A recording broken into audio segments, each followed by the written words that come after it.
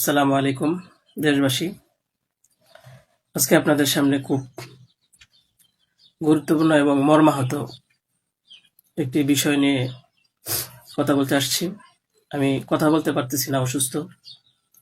তারপরেও যদি কিছু না বলি তাহলে আপনারা হয়তো আমাকে সন্দেহ করতে পারেন।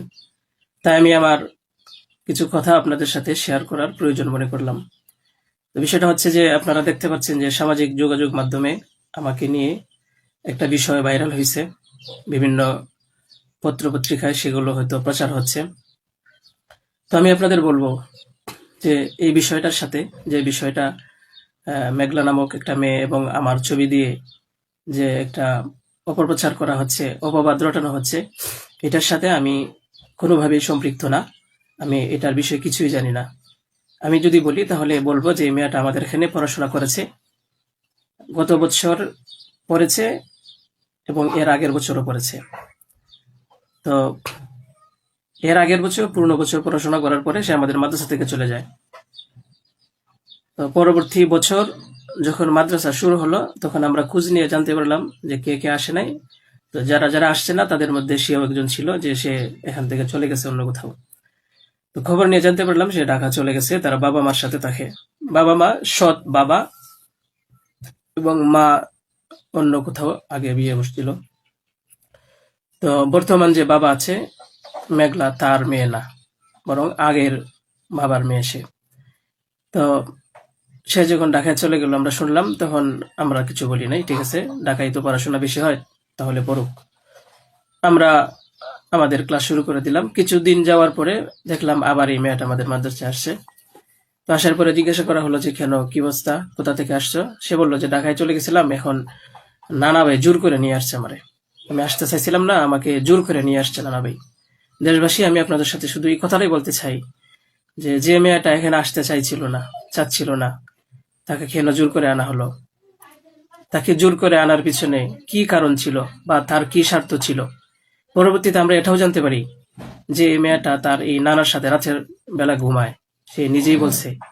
কেন বলছে? যখন আমরা জিজ্ঞাসা করলাম যে তুমি হিজাব পরো না, অন্য মেয়েরা হিজাব পরে, তুমি বুরকা পরো না, অন্য মেয়েরা বুরকা পরে, কারণ তার চলাফেরা সম্পূর্ণ আলাদা ছিল। আপনারা চাইলে গ্রামে গিয়ে মাদ্রাসার ছাত্রছাত্রী যারা আছে তাদের সাথে কথা বলে দেখতে পারেন যে সে সম্পূর্ণ আলাদা ছিল।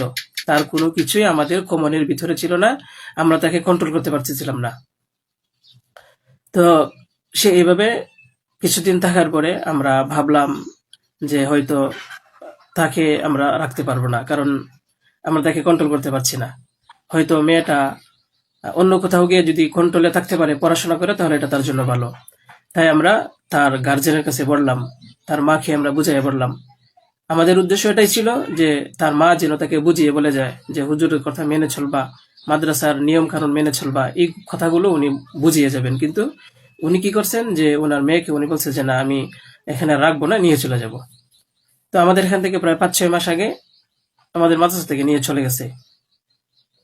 হয়তো পরবর্তীতে খবর নিয়ে জানতে পারলাম সিলেটে যেখানে উনি থাকে সেখানে নিয়ে গেছে।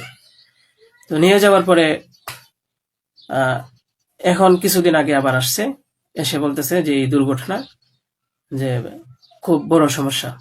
যে কথাটা শোনার পরে আমার মতো একজন সাধারণ মানুষ, আমি আর সহ্য করতে পারছি না, আমি আর নিজেকে ঠিক রাখতে পারি নাই। আমি একেবারে অসুস্থ হয়ে পড়ছি। কারণ আপনারা হয়তো জানেন যে অনেকেই, আমার ফ্যামিলি আছে, আমার বাচ্চা আছে, আমার বিবি সাহেব আছে, আমার আত্মীয় স্বজন আছে। আপনারা বলুন তো, আমার নামে যে বিষয়টা প্রচার হচ্ছে, এটা আমার ফ্যামিলির লোকেরা দেখে আমাকে কি বলছে, কি ভাবছে? আপনারা সঠিক তদন্ত করুন। আমি কখনোই দেশের আইনের প্রতি অবাধ্য না, আমি শ্রদ্ধাশীল। দেশের আইন আছে, সে আইন সঠিক অপরাধী যে, তাকে খুঁজে বের করবে। আপনারা অপরাধী খুঁজে বের করার আগেই যদি আমাকে অপরাধী বানিয়ে ফেলেন, তাহলে তো আসল অপরাধী পার পেয়ে যাবে, আসল অপরাধী তো ছাড়া পেয়ে যাবে। আপনাদের কাছে আমি অনুরোধ করে বলি, আপনারা আহ, আসল অপরাধীকে খুঁজে বের করুন। টেস্ট করা হোক যে আসলেই এ বাচ্চা বাবাকে। আপনারা আমাকে টেক দিচ্ছেন, বিভিন্ন পত্রপত্রিকায়, টেলিভিশনে বলা হচ্ছে।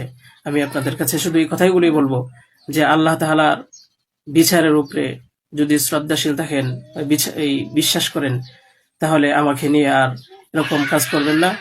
আপনারা সঠিক তদন্ত করে সঠিক অপরাধীকে খুঁজে বের করুন। আমি আপনাদের সামনে আর কথা বলতে পারতেছি না। আপনারা সবাই ভালো থাকবেন। ইনশাল্লাহ পরবর্তীতে আরো কথা হবে ইনশাল্লাহ। আসসালামু আলাইকুম রহমতুল্লাহ।